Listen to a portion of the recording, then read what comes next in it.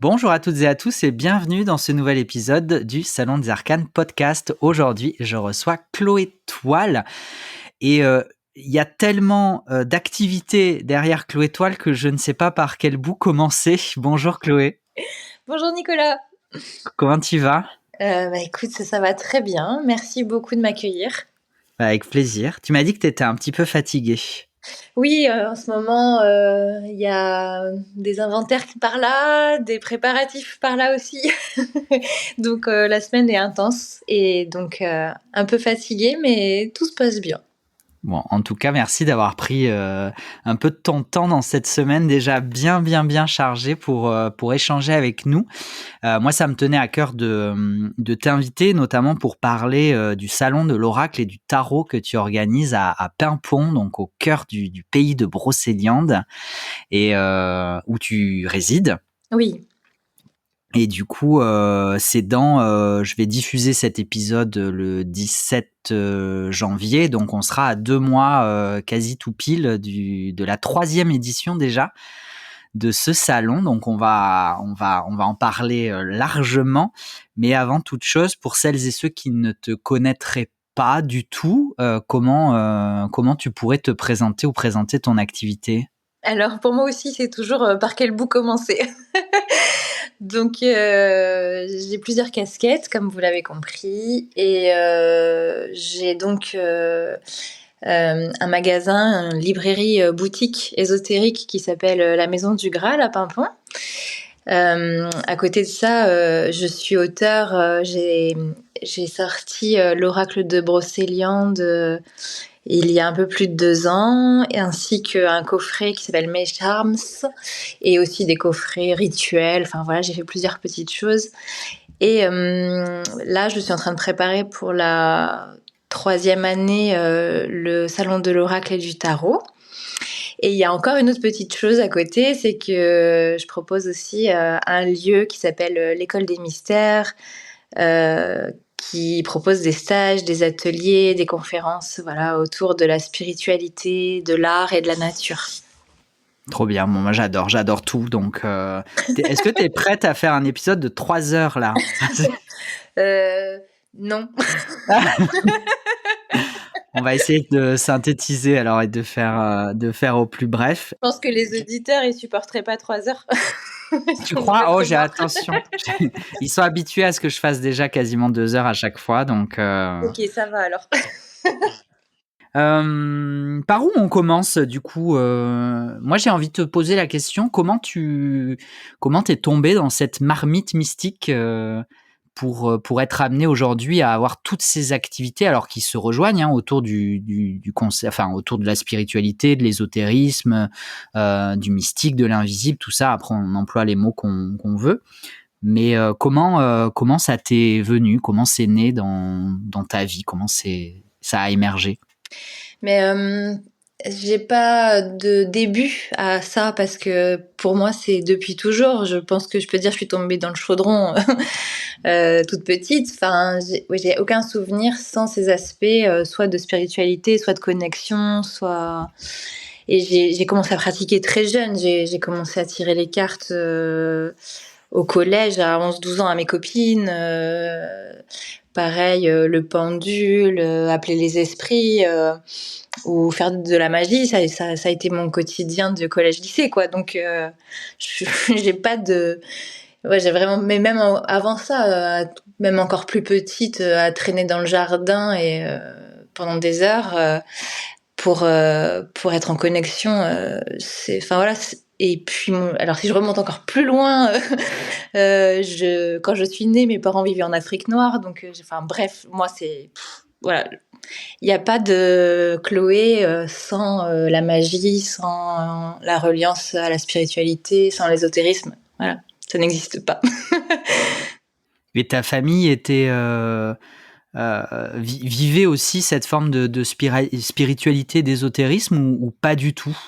Alors, c'était très drôle parce que mon papa était ingénieur et hyper scientifique, mais il tirait le tarot de Marseille en cachette en fait. Il fallait surtout pas le dire, surtout pas en parler. C'était voilà, c'était à l'époque, c'était secret et ouais, confidentiel même, je dirais.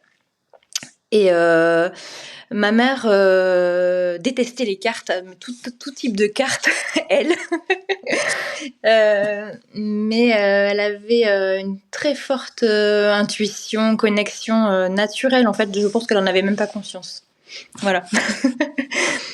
Oui, donc tu as quand même baigné un petit peu dans une forme d'ouverture d'esprit, en tout cas, à tout ce monde de l'invisible. Ben, j'ai été plutôt freinée parce que mon papa, par exemple, ne voulait pas du tout que j'aille vers ça. Il me trouvait trop jeune. Et donc, c'est comme ça que j'ai commencé, en fait, parce que j'allais lui piquer son tarot de Marseille quand il avait le dos tourné, en gros. Et comme je ne pouvais pas utiliser son jeu de façon ouverte, c'est ce qui m'a donné envie de faire la même chose avec mes copines. C'est pour ça que j'ai commencé très jeune. Mais par contre, j'utilisais un jeu de cartes carreau, pique, carte, trèfle, voilà, classique. Et j'ai commencé avec ça et ça marchait très bien. En fait, ça fonctionnait très très bien. Mais de façon totalement innée, voilà, sans avoir appris, sans qu'on m'ait expliqué. Et par contre, à force d'être intéressée par ces sujets-là, pour mes 15 ans, mon père m'a emmenée au Festival de la Voyance à Cannes. Et ça a été ma première rencontre, voilà, avec ce monde-là de façon plus large, plus publique. Ouais. Donc tu as su dès ce moment-là, dès même petite, que ça ferait partie aussi de ta vie professionnelle? Non, je l'imaginais pas du tout, parce que à l'époque, il y avait vraiment une vision de ce monde-là qui était très, comment dire, une forme de mise au banc un petit peu. Il y avait l'image de la voyante dans sa roulotte un peu, voilà, et c'était avec la famille dans laquelle j'évoluais, c'était pas du tout envisageable, entre guillemets, il fallait un métier sérieux. Et donc, ça m'était pas du tout venu à l'esprit. Après, et pourtant, j'ai encore vécu plein d'autres choses dans la foulée, puisque mon père est tombé gravement malade et il est décédé juste après mes 18 ans. Je venais de les fêter et ça a créé chez moi le suivi de sa maladie et son décès, ça a créé une ouverture incroyable. J'ai vécu une sortie hors du corps à ce moment-là, tous mes sens se sont exacerbés. Et mais c'était trop même, tu vois. J'étais trop jeune et c'était trop, j'étais pas du tout capable de gérer ça, de ressentir autant de choses de façon exponentielle. Et donc j'ai demandé à ce que ça s'arrête, vraiment, c'était insupportable. Et j'ai tourné le dos à ça après et je me suis mise dans un cursus beaucoup plus, dans un cursus classique qui m'a emmenée vers une formation en banque, donc vraiment le truc qui n'a rien à voir avec le schmilblick. Et qui ensuite, cette formation m'a amenée à l'entrepreneuriat, parce que ça, c'est quelque chose qui me taraudait depuis jeune aussi. J'ai vraiment un tempérament d'indépendante. Et tout ça a fait que à 24 ans, je suis partie vivre à l'autre bout du monde, en Polynésie. Et que pour reprendre une entreprise avec mon conjoint de l'époque. Ouais. Trop bien, t'as repris quoi comme entreprise et t'es resté combien de temps? Alors, on a repris une entreprise de bateau. Donc, c'était de la location de bateau et après du taxi bateau. Et on est resté presque 14 ans. Ah oui, c'est une belle tranche de vie. Ça a été quasiment toute ma vie d'adulte, ouais. C'est comment la vie en Polynésie? C'est exceptionnel, magnifique, magique. Pour moi, ça a été extraordinaire, tout en étant aussi extrêmement formateur pour moi. Ce qui m'avait vraiment donné envie de partir, c'était qu'en France, je trouvais que tout était gris, que les gens avaient pas le sourire, que c'était déprimant, le temps, les gens, la météo, enfin tout. Et je cherchais des valeurs de joie, de plaisir, de quotidien, d'instant présent, je pense. C'est aussi les raisons qui ont fait que je suis partie. Et puis,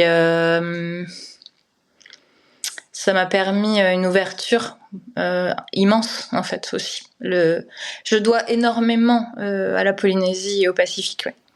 énormément. De tout ce que ça m'a apporté, c'est infini comme richesse.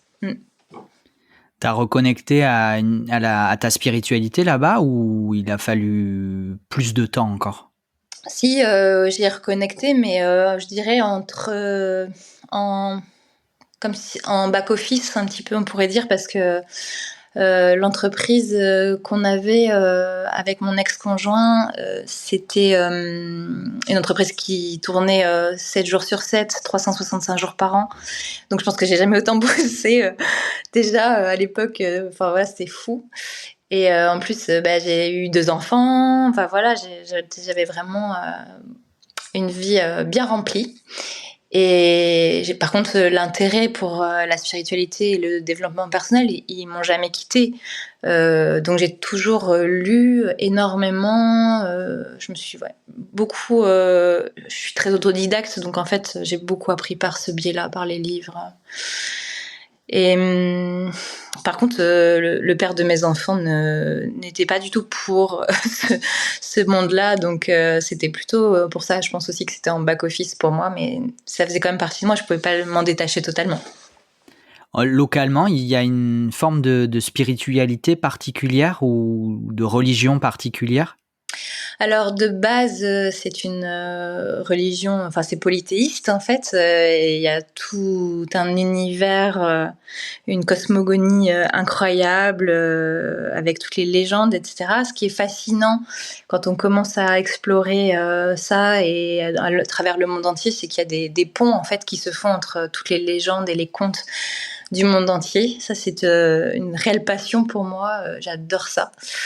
Et après ça, il y a eu, c'est plus vraiment pratiqué parce qu'en fait, aujourd'hui, les Polynésiens sont très dans la chrétienté, donc la plupart sont protestants. Mais par contre, ils vivent leur religion de façon très gaie, c'est-à-dire que ça n'a rien à voir avec ce qu'on vit en France. Quand on va à l'église en Polynésie, tout le monde chante, les enfants courent partout, il y a des couleurs de partout. Voilà, ça n'a rien à voir. Ça ressemble plus à un gospel qu'à une messe française. Voilà. Donc c'est très différent. Par contre, c'est très puissant. C'est-à-dire qu'il y a une connexion tout le temps aussi à la nature. Et ça, je pense que c'est un des éléments clés et essentiels qui relie la Polynésie à Brocéliande, par exemple, parce qu'il y a des ponts, il y en a plein entre les deux. Mais pour moi, c'est le plus évident, c'est ce lien profond à la terre, à la nature, à l'environnement. Ouais. Justement, comment on vit, je sais pas, tu étais sur une grande île, petite île? J'étais à Bora Bora et c'est une île qui fait 30 km le tour. Comment on vit sur un territoire aussi petit comme ça pendant 14 ans? Est-ce qu'on n'a pas un sentiment, presque d'étouffement parfois ou peut-être pas du tout, hein? La plupart des gens, si, hein, tu as entièrement raison, hein, la plupart des gens tiennent 2-3 ans. Voilà, il y a un turnover de dingue. En fait, les gens, ils arrivent, ils pensent retrouver le paradis, ils pensent qu'ils vont se régaler. Et en fait, ils se rendent compte que le week-end, il y a 2 possibilités de sortie, c'est plage ou plage. Ouais. Voilà. Et donc, pour la plupart des métropolitains, c'est juste insupportable, en fait, parce qu'en France, on est habitué à sortir, aller dans des magasins, aller au cinéma, aller, enfin, je sais pas, au théâtre, à un concert. Tout ça, ça n'existe pas, en fait, ça, c'est pas du tout.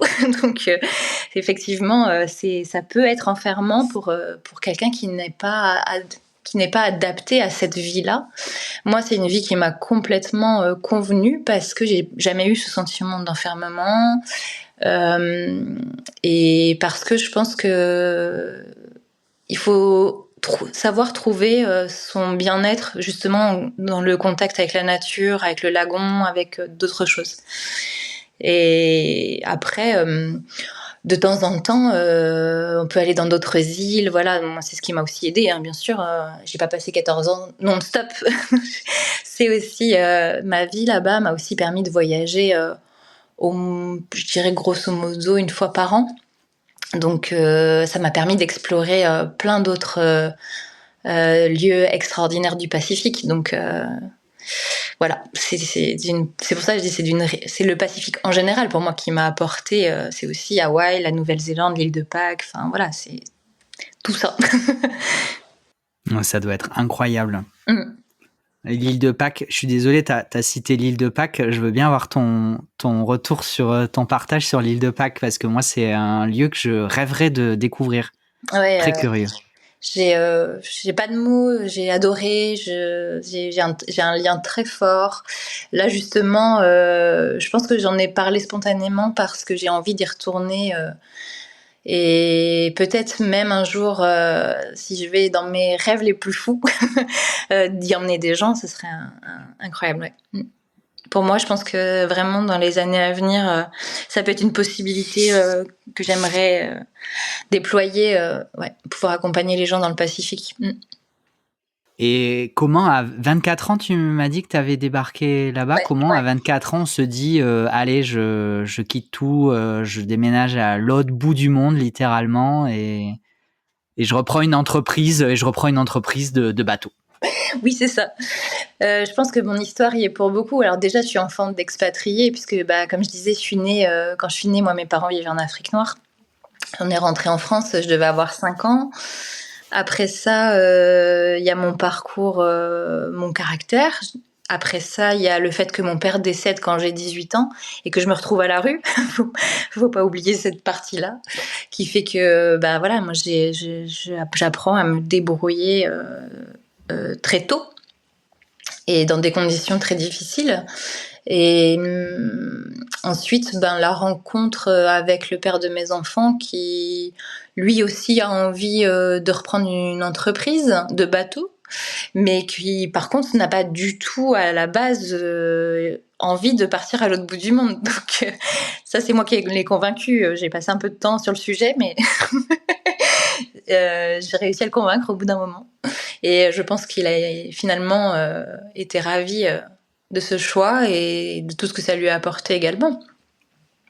Mais voilà, pourquoi et comment on part à 24 ans parce que bah moi j'ai pas d'attache en fait, même si j'ai 2 frères, j'ai une maman à ce moment-là. Mon principal port d'attache, il est parti quand mon père est décédé. Donc go, go, on est parti. Oui, tu as dû trouver tes propres sources intérieures très tôt, et quand tu parlais de vivre sur une île en Polynésie et de la difficulté que ça pouvait représenter parce que justement, il n'y a pas d'extérieur vers lequel se tourner, on est obligé de se tourner à l'intérieur de soi et d'y trouver ses ressources et son épanouissement, et ce qui est un peu difficile, je pense, dans nos sociétés actuelles où tout est tourné vers l'extérieur, vers Oui. l'image. Oui, ce que j'ai vu aussi, c'est beaucoup de chez les femmes, je voyais aussi beaucoup qui souffraient, de l'éloignement de la famille, voilà, de ce genre de choses aussi. Moi, j'ai des facilités à connecter avec les gens, en tant que famille d'âme et c'est très voilà, c'est la famille pour moi, c'est hyper important, mais du coup, elle a tellement explosé tôt pour moi que j'ai appris à nouer des liens très forts avec les gens, voilà, qui au départ ne sont pas de ma famille et qui le deviennent finalement. Tu parlais de famille d'âme, on va rentrer peut-être un peu plus du coup dans tes croyances personnelles, ça reste des croyances personnelles, mais j'aime bien explorer ça avec mes invités. Du coup, ça veut dire réincarnation, ça veut dire tout ça pour toi, on est d'accord? Oui, oui. Enfin, ben, en étant très curieuse et comme je disais, bah, j'ai tout le temps appris et exploré. Je pense que c'est les deux choses principales. Et du coup, j'ai vraiment essayé de voir les différentes formes de spiritualité, les différentes religions, parce que pour moi, tout le monde a sa place, tout est... Enfin voilà, j'estime que ce ne sont que des chemins. On prend chacun des chemins différents. Je le vois partout. Il y en a qui vont passer. En ce moment, je vois beaucoup la voie de la Madeleine, mais j'ai exploré du soufisme. J'ai exploré le catholicisme quand j'étais enfant et ado. J'ai exploré des voies magiques. Et finalement, je me dis, ce ne sont que des voies et on va tous au même endroit. Voilà. On arrive à un moment donné tous au même endroit pour moi. C'est comme j'illustre ça comme un labyrinthe, tu vois. On peut rentrer par n'importe quel côté. De toute façon, à un moment donné, on peut passer par des chemins de traverse, passer tout son temps à tourner autant qu'on veut. Un jour ou l'autre, on arrive au centre. Il y a quoi au centre pour toi? Il y a, comment je pourrais dire ça? Il y a pas, ça ne porte pas de nom. Et tu sais, c'est comme on dit, tu peux pas nommer le sacré. Ou là, beaucoup parlent d'amour. On peut, c'est certainement une des choses qui se rapproche le plus, oui. Si on sait, parce que même en tant qu'humain, je crois pas qu'on sache vraiment ce que c'est que l'amour. Mais bon, c'est un autre sujet. On peut digresser très longtemps là. C'est vrai. On fera peut-être un épisode spécial quand tu Ouais, seras plus en forme. On va rester sur des choses plus terre à terre là. avec plaisir, hein, parce que là, je pense on peut faire un 3 heures, pas de souci. Allez, bah, le rendez-vous sera pris. Du coup, bah alors déjà merci pour ce partage sur la Polynésie. Moi, j'adore voyager avec mes invités. J'en ai eu plusieurs qui ont vécu à Madagascar, qui vivent. J'ai eu Marjorie dernièrement qui vit dans le nord de la Suède, dans ce territoire sami. Enfin, c'est passionnant. Moi, j'adore. Je suis un grand voyageur et j'ai été aussi expatrié plusieurs fois, donc j'adore voyager aussi à travers le partage de mes invités. Donc déjà pour ça, merci beaucoup. Et depuis quand, parlons de Brocéliande, on va rester un petit peu sur la thématique géographique. Pourquoi Brocéliande Pourquoi, comment Brocéliande? Comment on passe de Bora Bora à Brocéliande? Exactement. Alors, moi, je suis très liée à la terre, voilà, et très sensible aux lieux. Et Brocéliande m'appelle depuis que je suis toute petite. Si je suis profondément honnête, je pense que depuis toute jeune, je lis les contes, les légendes, j'en parlais tout à l'heure. Quand j'avais 18 ans, je me souviens que je m'étais renseignée pour venir faire mes études à Rennes pour étudier la légende arthurienne. Sauf que comme j'étais dans une situation très difficile et que je n'avais plus rien, j'ai pas pu le faire, j'ai pas pu le réaliser, mais je me souviens très clairement que je m'étais renseignée. Donc c'est pour ça que ça date pas d'hier, même si pour le coup, ça fait 5 ans que je vis à Brocéliande, que je suis rentrée en France. Donc ouais, un appel très fort depuis toujours. Je suis venue physiquement pour la première fois en 2005, donc juste avant de partir en Polynésie. Je crois que je partais en Polynésie 6 mois après. Et je ne le savais pas à l'époque. Ça m'a emmené déjà direct. Il doit y avoir une sorte de tunnel éthérique entre les deux, je sais pas. Et j'ai adoré. Quand je suis venue en 2005, la première fois, j'ai adoré. Et je pense que je m'y serais même vue, mais mon conjoint de l'époque, pas du tout. Je pense qu'il trouve ça très sympa, mais pas pour y vivre. Et ça ne m'a jamais quittée, hein, parce que régulièrement, même quand je vivais en Polynésie, je regardais ce qui se passait à Brocéliande, ou je regardais les nouveaux livres qui sortaient. Mon fils est né en 2007, il s'appelle Arthur. Voilà, donc il est né à Tahiti, mais il s'appelle Arthur, donc c'est une bonne combinaison des deux. Et donc, il y a 6 ans, alors qu'on était venus en vacances en famille, j'ai eu une sorte de déclenchement en fait. Il s'est passé un événement irrationnel et à partir de là, j'ai démarré une nuit noire de l'âme en fait, et donc toute ma vie a basculé et tout ce que j'avais construit en Polynésie s'est arrêté. Voilà. Donc mon couple, mon travail, mes amis, mon lieu de vie, enfin bref, c'est comme si on m'a tout retiré à cette époque-là, tout balayé. Et j'ai redémarré à zéro à Brocéliande. C'est comme ça. Cet événement déclencheur, tu tu peux en parler ou? Je me suis retrouvée dans un lieu très précis ici, un lieu auquel je suis très attachée en Brocéliande.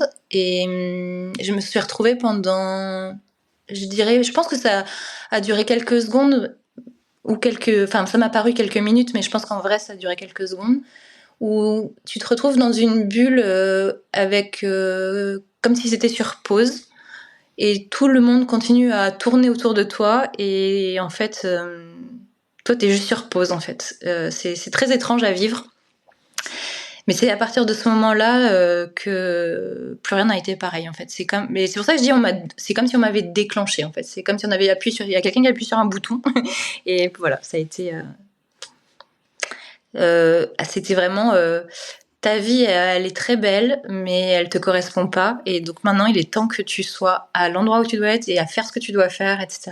Donc, pas facile à vivre, hein, on va pas se mentir. Mais c'est ce qui fait que je suis là aujourd'hui. Et alors, du coup, enfin moi, je comprends tout à fait, ça me parle et je pense que ça parlera à beaucoup de monde. Cette nuit noire de l'âme, cette souffrance, tu te l'es infligée par résistance à cet appel ou c'était un passage nécessaire? Et les deux sont pas forcément opposés, hein, d'ailleurs. Bah ouais, moi je dirais un peu des deux, parce que je comprends, à ce moment-là, je comprends pas ce qui se passe. Je sens qu'il y a des choses qui doivent s'arrêter, mais je sais pas quoi. Je me demande si c'est mon couple qui déjà battait de l'aile depuis plusieurs années, que j'avais déjà qui avait déjà été un peu au rattrapage. Je me demande si c'est ça. Du coup, j'essaye de comprendre, et en fait, c'est là aussi où je reconnecte à mon univers, parce que bah du coup je vais faire des séances d'hypnose, je revois un psychologue, je me reconnecte à ce qui me fait vibrer, et j'ai comme par enchantement Luc Baudin qui vient à Tahiti, et je fais une formation d'une semaine avec lui. Enfin, il se passe plein de choses en fait, et tout ça m'amène en quelques mois, je pense que ça dure à peu près 6 mois, à dire ok, donc en fait c'est tout, il faut que j'arrête tout. Voilà, mais pour intégrer ça prend plusieurs mois, ça prend plusieurs formes, ça prend plusieurs expériences. Mais finalement, bah, t'as tout quitté, t'es rentré et tu t'es installé à Brocéliande. Ouais. Ouais, je suis revenue toute seule pour préparer mon atterrissage, pour essayer de préparer ce grand changement de vie à nouveau. Bon, ça va, j'en étais pas à mon premier déménagement pour le coup, mais quand même. Et j'avais 3 semaines pour trouver une maison, et ça s'est fait. Et enfin bref, ça s'est déroulé de façon assez incroyable. Ce qui n'était pas prévu, c'est que dans l'histoire, dans le retour en France, je pensais aussi vivre ici avec mes enfants, et finalement mes enfants ont fait le choix d'aller chez leur père. Donc ça a été à nouveau une épreuve, enfin peut-être la plus grande des épreuves que j'ai vécues, et parce que je m'attendais pas du tout à ça. Et finalement, c'est aussi ce qui m'a obligée à regarder à l'intérieur de moi, pour le coup, pour savoir exactement ce que je voulais faire, comment je voulais le faire et qui j'étais. C'est que la vie, l'univers, ou même peut-être une forme plus grande de toi-même, t'as vraiment, tu disais, tout enlevé jusqu'à presque tes enfants d'une certaine façon. Ouais. Qui Ah doit ouais. être une épreuve. Bah, moi, j'ai pas d'enfant, mais j'imagine la difficulté d'accepter ça et de lâcher jusqu'à ça.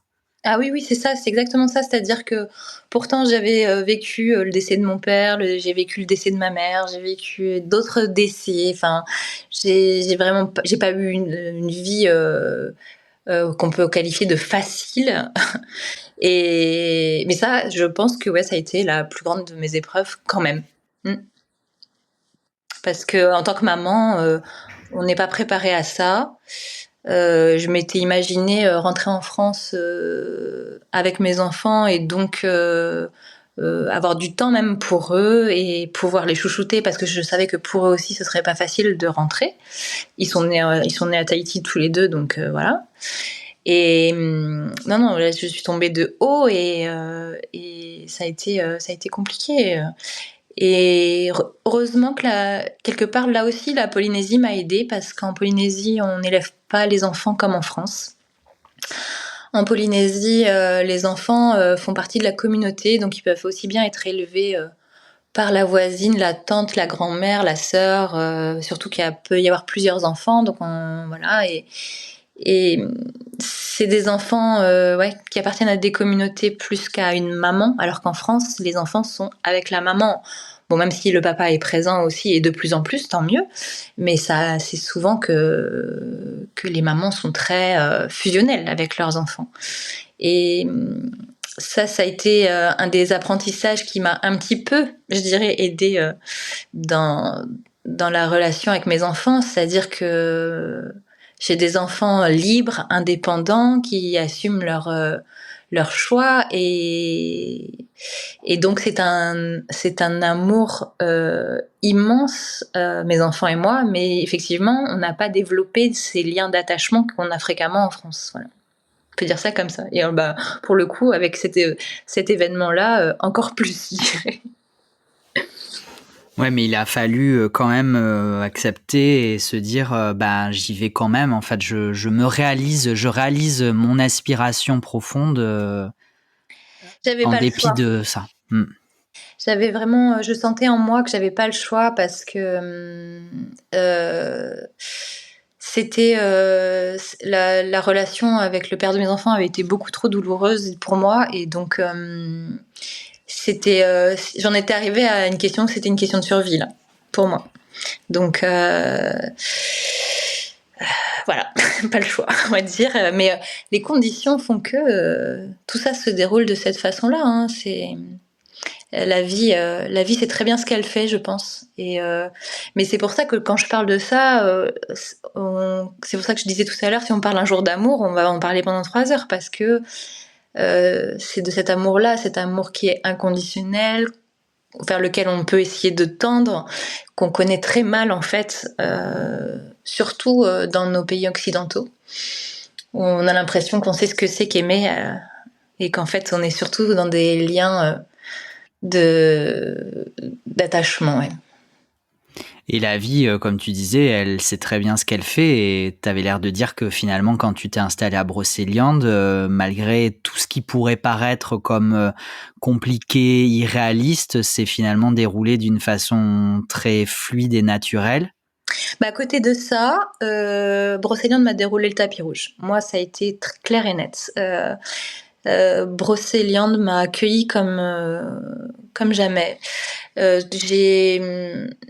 J'ai trouvé une maison très facilement à Paimpont, alors que c'est hyper difficile d'avoir une maison ici.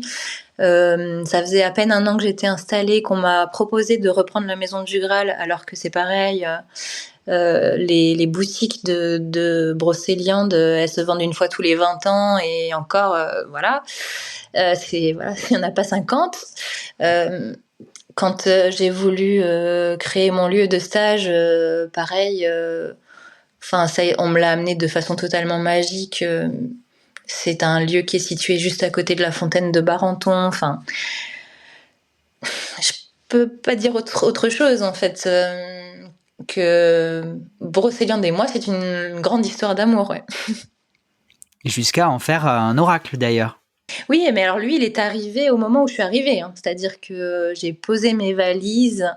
J'arrivais de Polynésie. J'ai posé mes valises. J'étais en stand-by dans un appart pendant 1 mois avant d'avoir ma maison. Et j'étais dans un état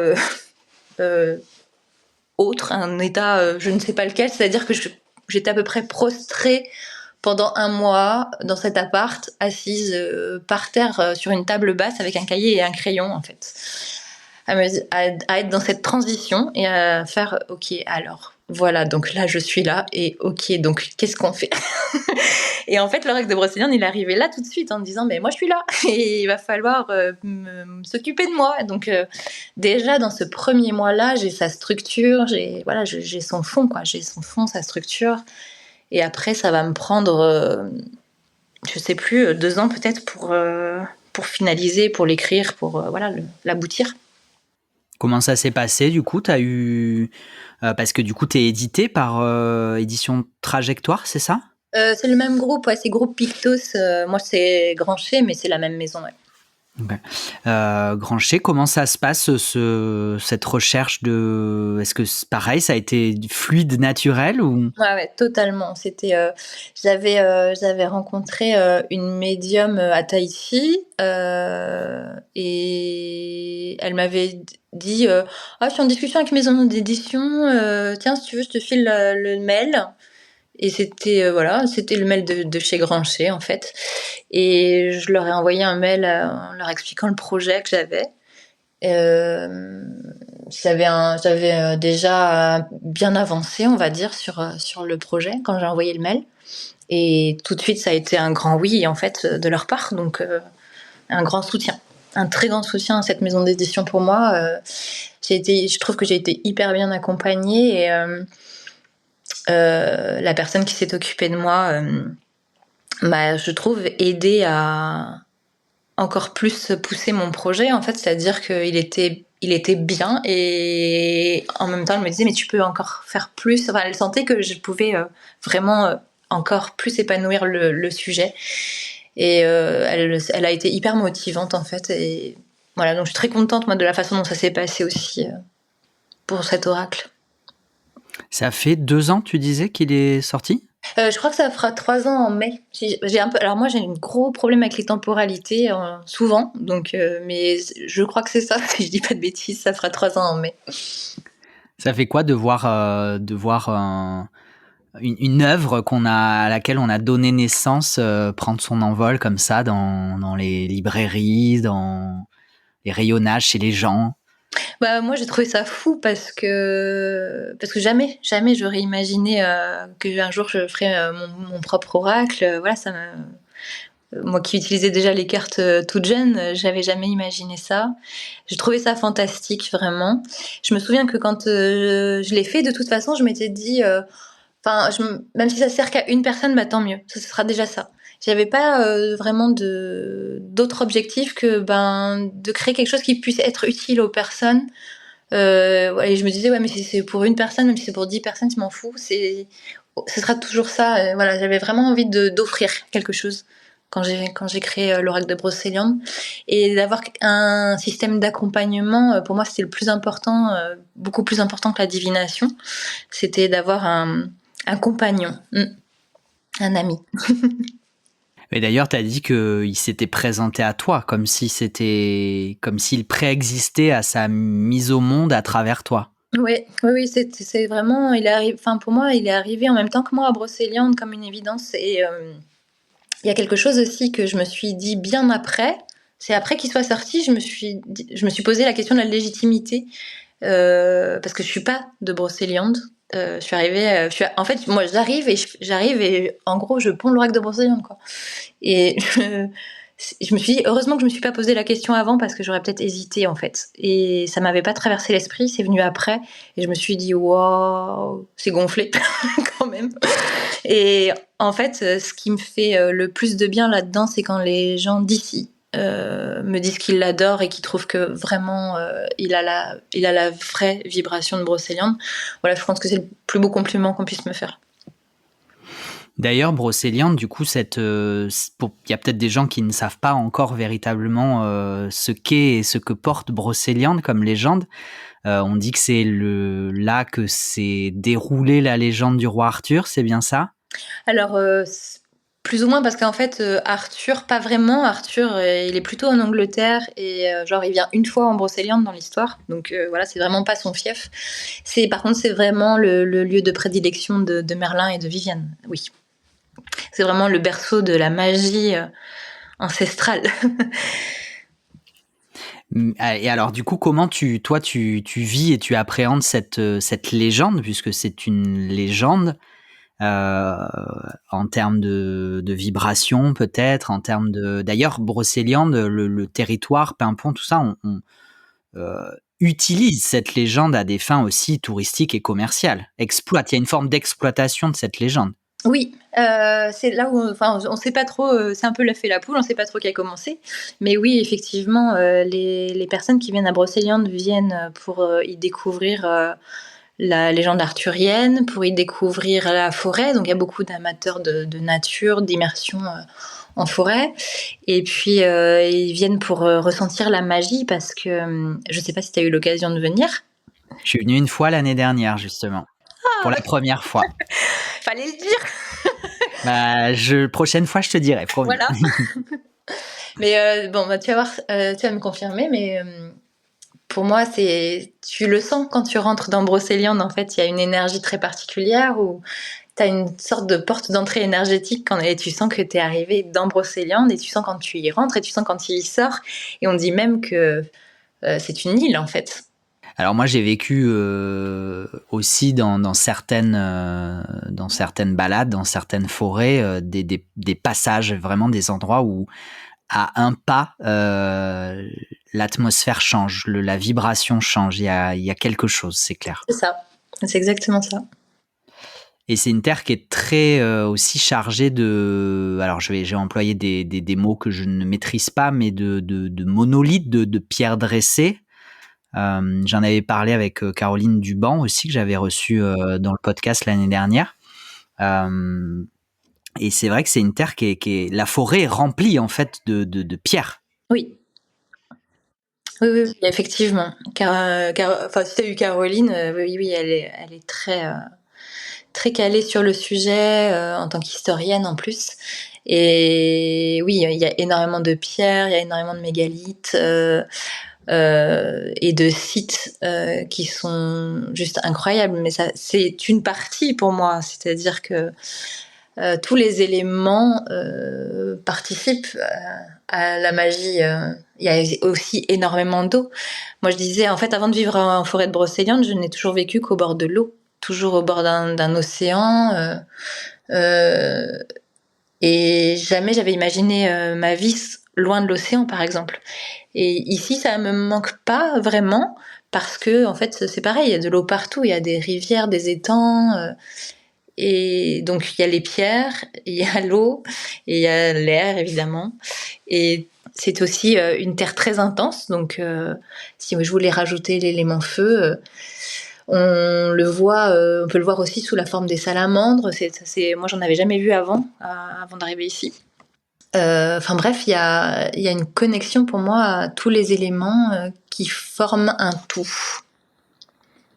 Bon, en tout cas, ça donne envie pour moi d'y revenir, pour celles et ceux qui n'y auraient pas encore mis les pieds, peut-être d'y aller, j'espère. Je vais faire office de tourisme, moi je le sais. Tu pourrais presque, oui. C'est ce que je dis quand j'ai des personnes qui prennent l'oracle de Brocéliande à la Maison du Graal, j'adore leur faire cette blague en leur disant, de toute façon, s'il vous plaît pas, au pire, il vous fera votre guide touristique. Parce que comme je parle dedans de tous les liens à Brocéliande, pour chaque carte, en quoi elle est liée à Brocéliande. Donc à chaque fois, voilà, je leur fais la blague, je dis, au pire, ça vous fera un guide touristique. Voilà. C'est bien. Donc finalement, tu es arrivé en Brocéliande et tu as reconnecté avec toute cette magie, Ouais. jusqu'à en faire du coup ton très très vite, puisque déjà à travers l'oracle et puis un an après tu disais la Maison du Graal, t'en as fait ton activité professionnelle complètement. Oui, alors en plus, moi je me souviens bien quand on m'a proposé la Maison du Graal, avant ça, je m'étais dit, j'avais eu un petit magasin en Polynésie, et je m'étais dit, plus jamais de magasin. Vraiment. Et le jour où on m'a proposé la Maison du Graal, je me suis dit, je peux pas dire non. C'est horrible, je peux pas dire non, c'est pas possible. C'est une proposition qu'on ne peut pas refuser. Et me revoilà repartie, voilà, depuis bientôt 4 ans. Avec un magasin. C'était pas dans mes prévisions de départ, tu vois, ça non plus. Ouais, mais quand on n'a pas le choix, on n'a pas le choix. C'est ça, quand la vie vient toquer à notre porte. C'est exactement ça, c'est la vie qui est là, qui dit: «Voilà, c'est comme ça. Bon d'accord, OK, on va faire ça alors». La Maison du Graal, c'est une boutique qui, donc du coup, qui a existé avant que tu reprennes? Ouais, ça fait, 18 ans je crois qu'elle existe. C'est une des plus anciennes. La plus ancienne, boutique à Paimpont, c'est Merlin, et la deuxième plus ancienne, c'est la Maison du Graal, ouais. Qui est d'ailleurs dans la rue principale, Oui, touristique, enfin commerciale de Paimpont. oui, bah, en fait, nous, c'est simple, il y a qu'une rue, donc du coup, vous allez pas vous perdre si vous venez. C'est le territoire de Brocéliande est immense, mais c'est vrai que, ben, l'essentiel est concentré à Paimpont et donc dans une rue principale, donc voilà. Et c'est à partir de cette boutique qu'après tu as du coup développé tes autres activités? En fait, quand je suis arrivée, à Brocéliande, donc l'oracle de Brocéliande est arrivé tout de suite dans mon esprit et mais je venais de vivre les stages avec Luc Baudin à Tahiti et cetera et j'avais vraiment envie de ça, en fait. J'avais envie de proposer, des stages, des ateliers et en fait, j'en avais parlé à quelqu'un et c'est comme ça que cette personne a fait le lien et m'a dit: «Ben, ça t'intéresserait pas la Maison du Graal?» Alors en fait, ça avait rien à voir avec le truc, mais la personne s'était dit: «Bah, du coup, elle pourra peut-être faire ses stages et ses ateliers au-dessus du magasin». Enfin voilà, il y avait eu une connexion comme ça et en fait, aujourd'hui, avec le recul, si on regarde comment ça s'est passé, en fait, tout s'est passé de la façon la plus parfaite qui soit et bien mieux que ce que j'aurais pu faire toute seule. C'est-à-dire que la Maison du Graal me permet d'avoir l'idée de lancer le salon de l'oracle et du tarot, puisque ben, je suis dans l'univers de la librairie et des oracles. Et le salon de l'oracle et du tarot me permet des rencontres et un réseau de dingue avec, et puis voilà, et même et au-delà de ça, des amitiés et de la famille d'âmes de partout avec les différents intervenants. Et tout ça permet qu'on a envie de continuer de se voir et de travailler ensemble en dehors du salon, donc de proposer des stages et des ateliers à Folle Pensée, donc à l'école des mystères. Tout un écosystème finalement.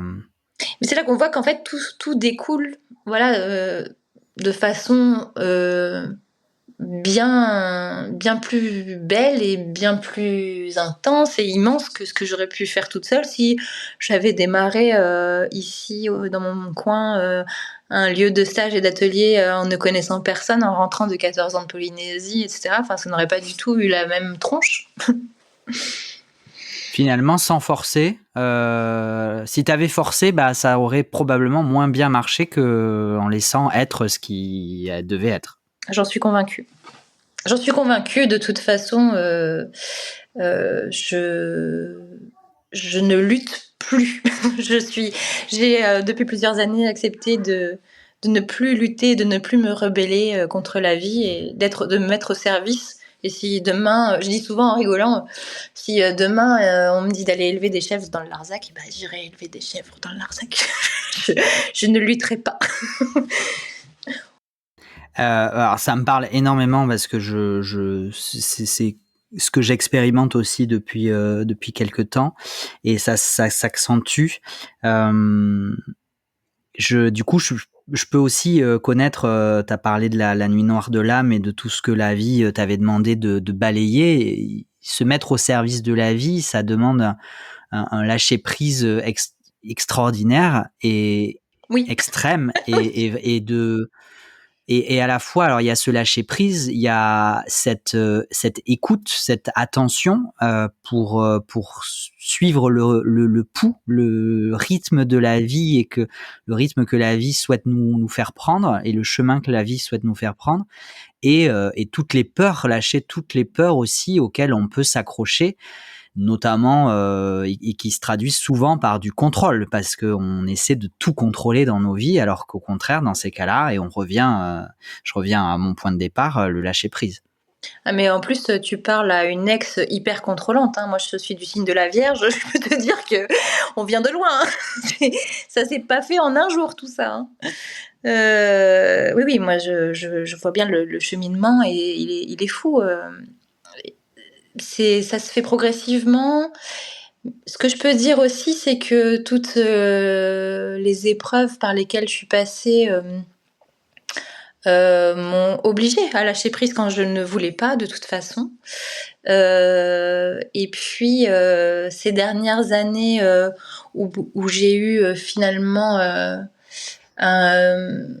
du temps seul m'ont aussi permis un travail, entre guillemets, j'aime pas le mot travail, mais de m'occuper de moi en tout cas, de guérir les blessures que je pouvais avoir, de faire ce qu'on appelle le shadow work, là, le mot qui est à la mode. Enfin, pour moi, c'est au-delà de ça, en fait. C'est vraiment d'aller vers l'acceptation. Je crois que c'est quelque chose qui est hyper difficile, en fait, d'aller vers l'acceptation de ce qui est. Ce qui rejoint l'amour inconditionnel, qui accepte tout ce qui est tel que c'est. Oui, et ça c'est hyper complexe parce que y a plein de gens qui comprennent pas du tout le concept d'amour inconditionnel, qui se disent ah bah c'est accepter tout et en fait pas du tout, c'est pas ça dont on parle non plus. Et enfin voilà, c'est pour ça qu'on disait tout à l'heure, ça pourrait être un sujet de 3 heures minimum parce que il y a vraiment cette notion de se mettre au service, cette notion d'amour inconditionnel. Ce sont des notions tellement élevées qu'il faut prendre le temps de bien les expliquer et ne pas se donner l'impression que c'est ce que ça n'est pas en fait. Ça peut paraître être des concepts et c'est en fait des choses très profondes qui méritent un temps et une attention particulière. Oui, c'est souvent caricaturé, effectivement. Ouais, dévoyé, caricaturé, et mais tellement que oui, et pour la plupart des gens, ça n'existe pas en fait, parce que ils s'imaginent que c'est au-delà de ce qu'ils sont, que c'est divin. Et là aussi, c'est aussi se rappeler de qu'est-ce qu'on est nous à l'intérieur, quelle part de lumière on a à l'intérieur. Là, tu vois, je dis ça et en même temps, je viens de poser les yeux sur mon bureau, il y a écrit « La porte est au-dedans ». C'est la phrase qui est sur le fronton de l'église du Graal. Voilà, donc j'ai été amenée l'année dernière par la vie aussi, parce que moi, je suis bien poussée à faire plein de choses. Et donc, l'année dernière, j'ai été appelée à faire le pèlerinage de Marie-Madeleine en Provence, là. Et ce qui m'a ensuite amenée quelques mois plus tard en Égypte, où Isis est venue me chercher. Et tout ça, je sais que ce sont des préparations, ça fait partie des chemins, des différents chemins sur lesquels je marche et qui constituent aussi cette évolution qu'on vit tous plus ou moins, je pense, de façon plus ou moins consciente en tout cas. Et tout ça pour me préparer à ce 3e salon là qui arrive aussi. Eh ben, écoute, tu m'offres la transition parfaite pour en parler. Donc, Apparemment, c'était pas volontaire. ben, parlons-en de ce 3e salon, 3e déjà. Donc d'où est venue peut-être cette idée de salon, quels sont les défis, les difficultés auxquelles t'as pu être confronté et surtout tous les enseignements, toutes les joies que ce salon a pu aussi t'apporter, parce que pour en être à une 3e édition, c'est que forcément il y a une émulation. Ça commence de la façon la plus basique qui soit, c'est-à-dire une interrogation à la librairie en disant « Il existe des salons du livre, pourquoi n'existe-t-il pas des salons de l'oracle et du tarot ?» Je me suis dit « C'est quand même bizarre, je vais quand même vérifier. » Et je vérifie et à ce moment-là, je regarde et il n'y a pas en France de salon de l'oracle, en fait, ça, pas d'appellation comme ça. Et donc c'était vraiment à partir d'un constat le plus basique qui soit, c'est il y a des salons du livre. Pourquoi il n'y a pas de salon de l'oracle ? Bon bah on en fait un. Et c'était en mode ok bah oui pourquoi pas, faisons ça. Et dans mon esprit au tout début c'était on va inviter quelques auteurs, voilà, enfin faire un petit truc quoi. Et en fait en très peu de temps c'est devenu énorme.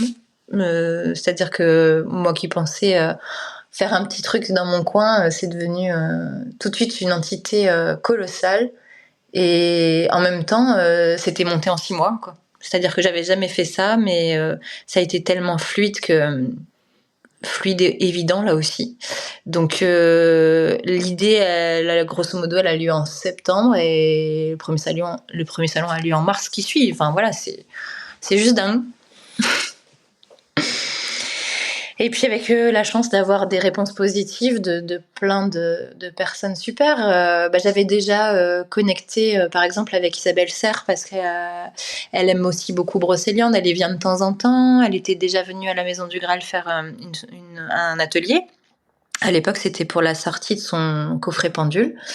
Et donc, mais elle, mais aussi des artistes du secteur. Je pense à Brucero, qui d'ailleurs a signé la première affiche. Séverine Pinault, c'est des artistes connus dans le domaine de la féerie, soit au niveau régional, national, international. Et eux aussi, tout de suite, sont très partants parce qu'ils ont déjà illustré des oracles. Et il y a une petite base en fait qui fait boule de neige très fort très vite avec un enthousiasme euh, intense et rapide sur ah ouais, c'est une super idée, voilà, on fait ça, ouais, bien sûr. Et ça s'est fait, et ça s'est renouvelé, et ça se renouvelle encore. En fait, ce qui a été surprenant, c'est que la première édition, c'est l'énergie qui s'est installée. Alors, j'ai fait des choix très particuliers aussi, hein, très affirmés, très particuliers. C'est-à-dire que ça s'appelle le salon de l'oracle et du tarot et ça ressemble pas du tout à un salon. En fait, ça n'a 2 salons que le nom. Parce que dès le départ, je souhaite aussi y installer mes valeurs et donc quelque part montrer qu'on peut déployer un événement sans qu'il soit monétisé. Donc j'avais envie quelque part de prouver qu'on pouvait faire les choses sans pour autant être obligé de les monnayer. Et je fais le choix dès le départ que tout soit sur don libre. Donc l'entrée, les stands, les conférences, tout. En fait, il y a rien n'a de tarif affiché. Et c'est un pari parce que je savais pas du tout si ça allait fonctionner ou pas. Mais je m'étais dit, je m'en fous, j'assume. Voilà, en gros. Si ça marche pas, j'assume.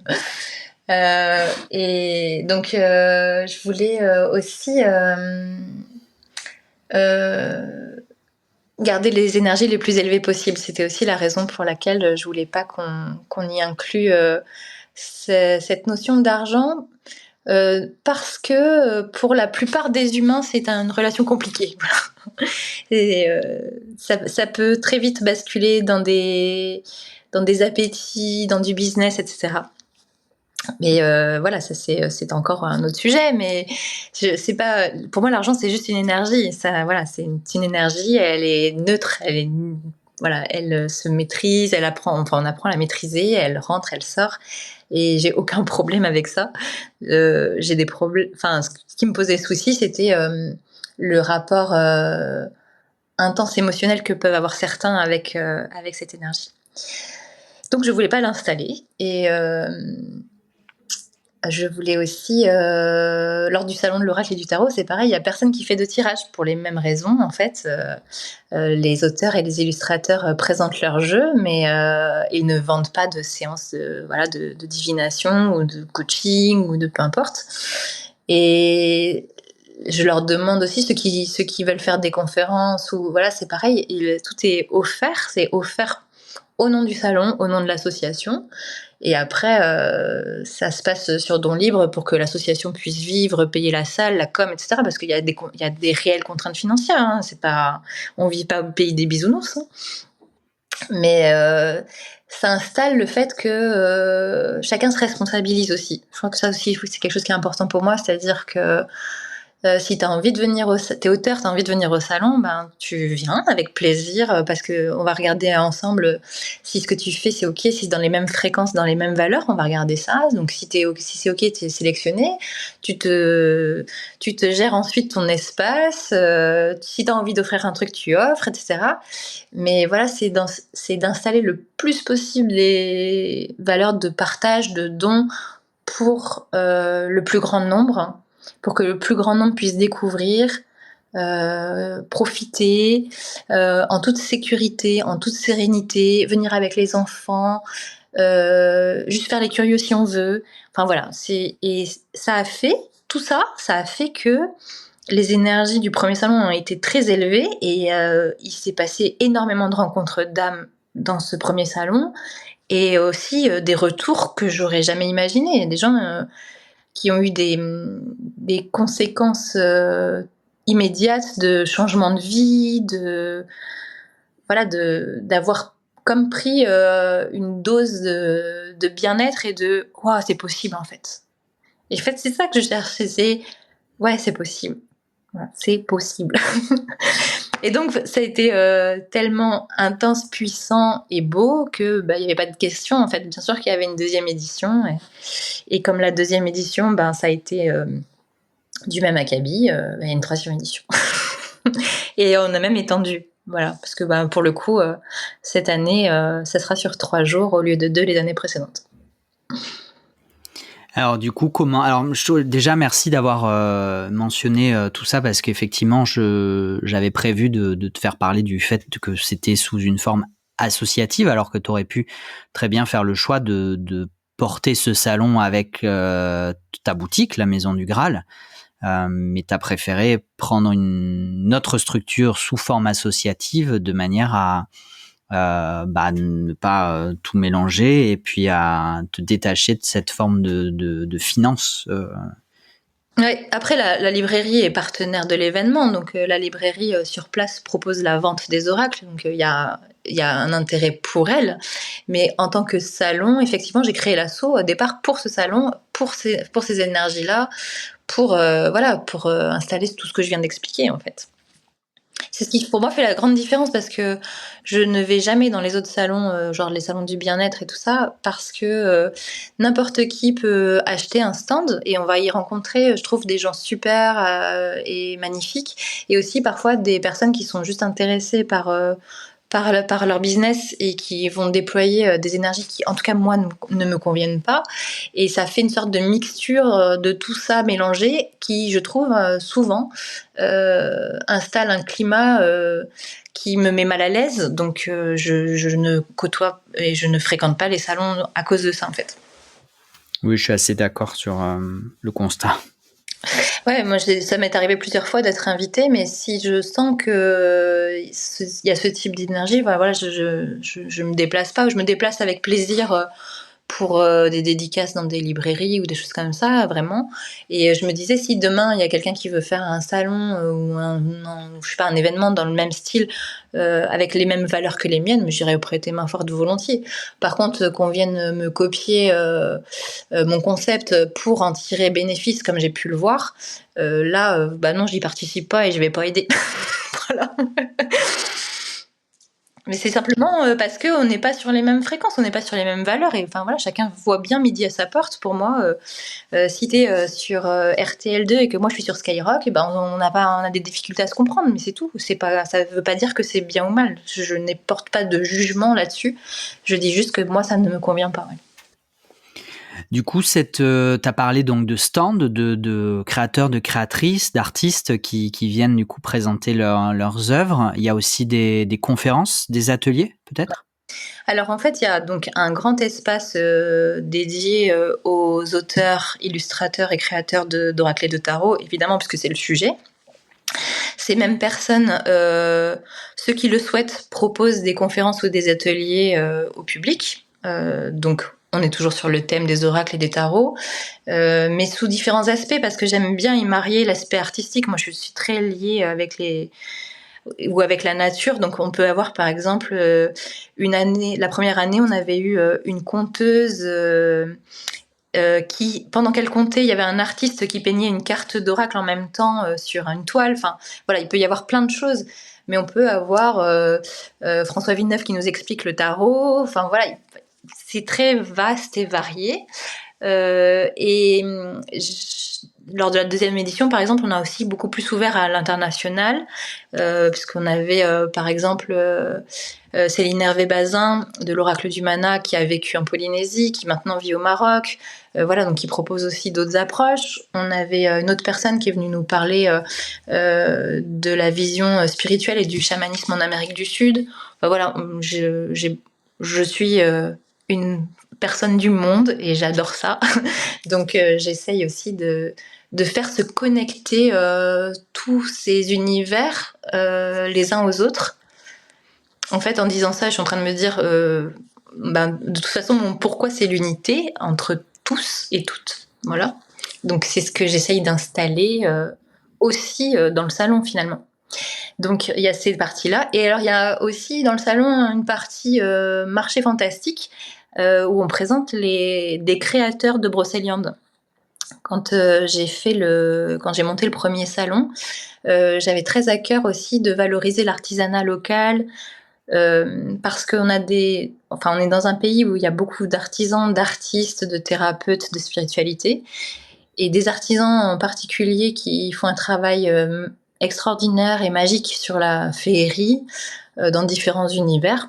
Cuir, poterie, bijoux, savon, bougies, enfin ce qu'on veut. Mais n'empêche que ça permet aussi aux visiteurs du salon de découvrir ce qu'est Brocéliande par le biais des personnes qui y vivent et qui y créent. Et ça fait deux univers qui se marient, qui interagissent en fait.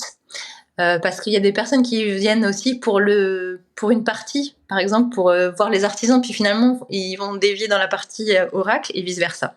Et ça a fait une circulation qui était un très beau mariage, en tout cas. Tu arrives en termes de personnes, de participants, d'intervenants, de créateurs, d'artistes. Du coup, c'est sur les 3 éditions, hein, c'est les mêmes que tu invites qui reviennent, ou tu arrives du coup à renouveler quand même, à trouver de nouvelles personnes? J'arrive à retrouver de nouvelles personnes. J'essaye de faire un 50-50, grosso modo, c'est-à-dire d'avoir à peu près 50% des personnes qui reviennent et 50% de nouveaux. Mais c'est très lié à l'évolution aussi des uns et des autres, parce que on peut avoir été vraiment en phase il y a 2 ans et puis plus l'être cette année parce qu'on a évolué différemment et qu'on a pris des chemins différents. Mais ouais, j'essaye en tout cas pour tout le monde de toute façon, c'est bien d'avoir du renouvellement. Et puis après il y a des personnes, on est tellement en phase que finalement elles vont être là pour les 3 éditions. Voilà.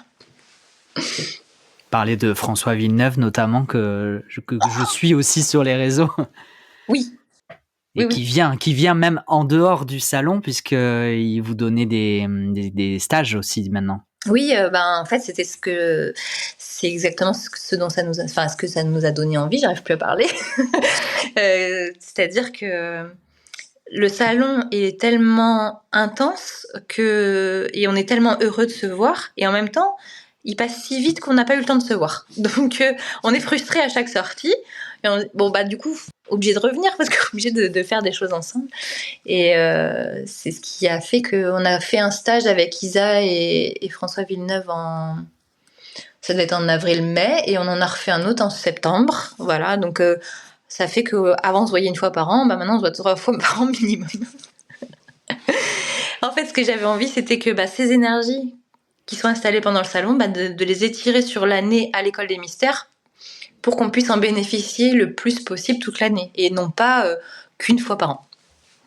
Trop bien. En termes de public, tu as essentiellement public local, j'imagine? Alors là, ça a été surprenant aussi. L'année dernière, on a eu toute l'Europe. Il y a des gens qui venaient de Belgique, d'Espagne, d'Italie, de Suisse, de Luxembourg.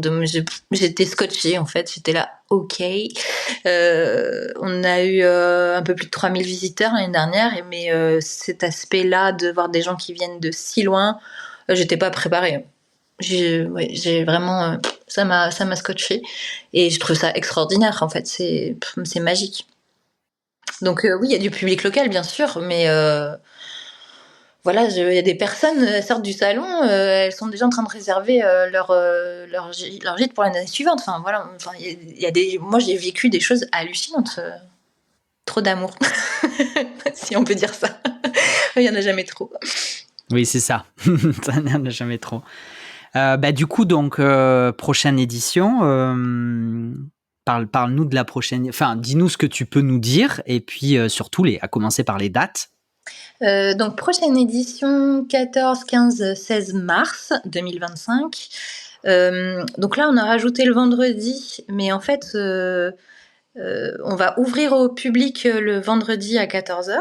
Le vendredi matin, on se garde un petit huis clos parce que, comme je disais tout à l'heure, sinon on ne se voit pas, on n'a pas le temps de s'apercevoir que déjà c'est fini. Donc on se fait une petite matinée installation ensemble, connexion entre les uns et les autres, avant de nous déployer pour le public, en fait, pour tous les gens qui auront envie de venir nous voir et d'être à leur entière disposition.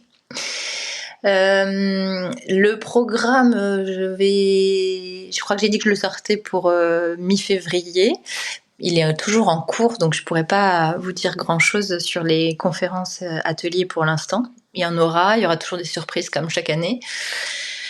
Et les participants là vont être, il y en a qui ont déjà annoncé, qui n'avaient pas envie d'attendre. Il y en a qui n'ont pas le temps d'attendre là-dedans. Et du coup, qui ont déjà dit qu'ils seraient là. D'autres qui n'ont encore rien dit. Donc on va en parler là les prochaines semaines tranquillement. Voilà. Je mettrai toutes les informations, bien évidemment, dans la barre de description de notre épisode. Et donc, on rappelle que c'est une association et donc tout est sur don libre. Donc, on peut y aller et donner ce qu'on veut donner. On donne ce qu'on veut quand on rentre, quand on assiste à une conférence ou un atelier, ça fonctionne pareil. Nous, on installe aussi une buvette et puis des goodies, un peu des trucs souvenirs, pour aussi nous permettre de rentrer un peu dans nos frais. On va encore cette année proposer aussi l'affiche en version limitée là. Quelques exemplaires. Si en plus cette année on a la chance que ce soit Andrew Gonzalez qui nous ait signé l'affiche du 3e salon, et j'ai déjà eu énormément de retours de personnes qui la trouvent magnifique. En tout cas moi je suis fan. Je suis très heureuse de cette affiche. Et voilà ce qu'on va pouvoir proposer. Après, comme les années passées, sur place, il y aura des food trucks pour les gens qui veulent rester manger sur place. Voilà ce que je peux dire, parce qu'en fait des fois on se dit oh tiens je vais faire un tour, et puis au final blablabli blablabla avec tout le monde, on y passe beaucoup plus de temps que ce qu'on avait prévu au départ. Voilà. Mais ça sert à ça, ce sont des échanges, hein, c'est des rencontres, des échanges, et c'est ça qui est beau. J'ai même eu un couple qui s'est formé moi au premier salon. Je le dis aussi. Trop bien ça, c'est génial. Oui. J'attends les bébés maintenant, mais pour l'instant j'ai eu un couple. Trop bien. Donc on peut même rencontrer l'homme ou la femme de sa vie. Voilà. Bon, on va tous se ruer, toutes et tous se ruer au salon. Hein. T'as prévu combien de visiteurs? Parce que je prévois pas, moi, je ne peux pas prévoir. C'est pas comme justement quand tu vends des entrées, tu sais un petit peu, t'as une idée. Et donc, nous, c'est toujours un freestyle. Ça va être la ruée pour trouver l'amour au salon de l'oracle du tarot. On va faire un stand spécial, petites annonces. Un atelier. C'est une idée. Bah écoute, ouais, je pense qu'il y aurait du public. Hein. Je vais y réfléchir, faut pas me dire des trucs comme ça, hein, moi je le fais. Hein. Il n'y a jamais trop d'amour, on a dit, donc allons-y. Ouais, je vais en parler à Merlin, on va discuter. Bon, bah, en tout cas, merci beaucoup. Je crois on a fait un joli tour d'horizon, mais on se retrouvera pour un autre épisode de 3 heures pour parler d'amour inconditionnel, de sacré, de divin. Oui, bah, avec grand plaisir, écoute. Ouais, avec grand plaisir, Nicolas. Mais en tout cas, bah, écoute, super pour cette 3e édition. Bon courage parce que je sais que ça demande beaucoup de travail. Oui, là, c'est la période, enfin, chaque mois de janvier depuis 3 ans, c'est ça, c'est parce que ça tombe, ça y est, il faut tout lancer, il faut préparer, tout l'événement et en même temps, sur cette zone-là de janvier, on est dans les inventaires à la Maison du Graal, donc il y a un petit cumul là, mais bon, ça va bien comme chaque année, ça va bien se passer, hein, on va y arriver.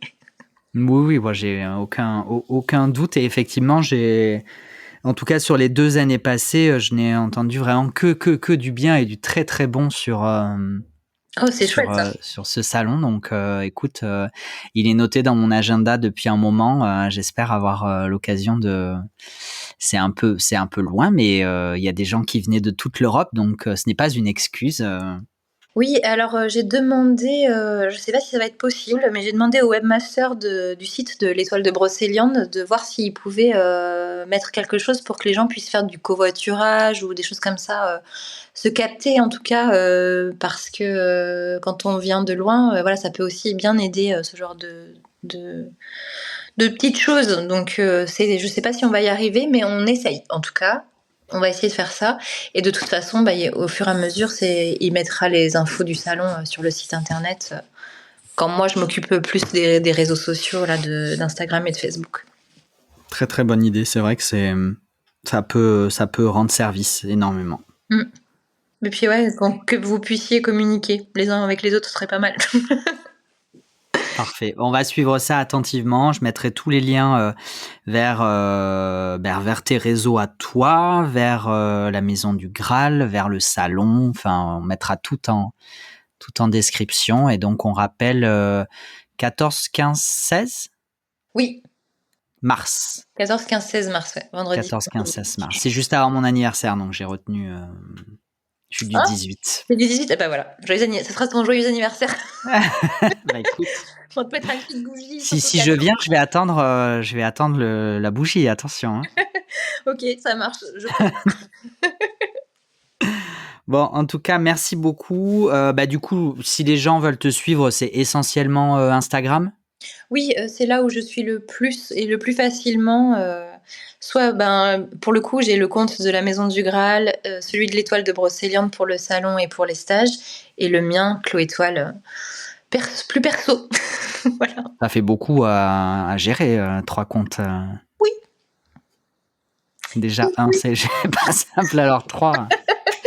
ça s'appelle, jongler, je sais pas, enfin, non, ça se fait en fait, ça se fait et puis, plus le temps passe et plus, j'ai la chance d'avoir de l'aide. J'ai une équipe en or à la Maison du Graal, j'ai des amis exceptionnels, voilà donc le soutien il est là et en plus quand on peut œuvrer ensemble, mon Dieu, c'est merveilleux. Ouais, c'est important.